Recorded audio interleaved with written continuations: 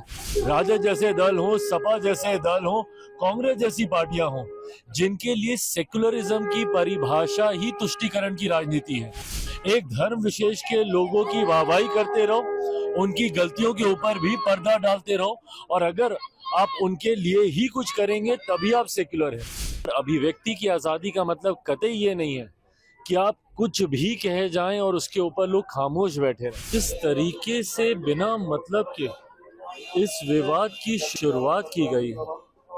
हर कोई जो इतिहास का जानकार है वो जानता है कि उस दौर में औरंगजेब के शासन काल में क्या क्या घटनाएं घटी थी, कैसी कैसी यातनाएं दी जाती थी, उनके खुद के संबंध अपने ही परिवार के लोगों के साथ क्या थे, कैसे थे।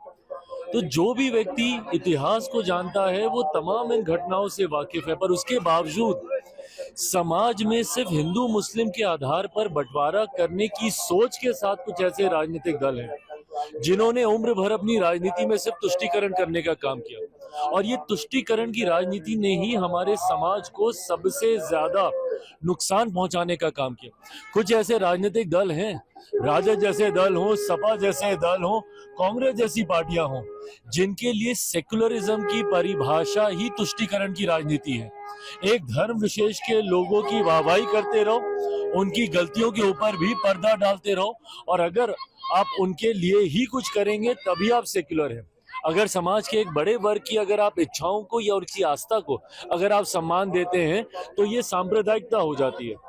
पर आपका सेक्युलरिज्म तब ठीक रहता है अगर आप एक धर्म विशेष के लोगों की गलतियों पर भी पर्दा डालें और उनकी वाहवाही करें, तो ये सेक्युलरिज्म है।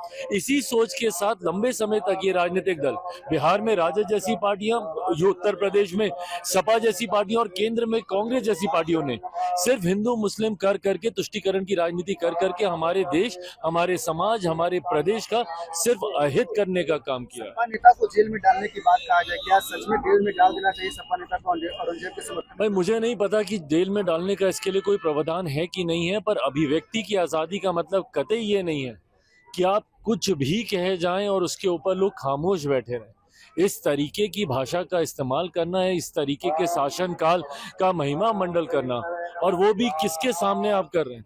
क्योंकि एक ऐसी फिल्म आई है जिसने मराठा समाज के एक बड़े योद्धा को, उन्होंने उनकी बातों को, उनके कार्यकाल को सामने रखने का काम किया, इसीलिए आप ये तुष्टीकरण आप करना चाह रहे हैं। ये सोच गलत है, इस तरीके की भाषा गलत है।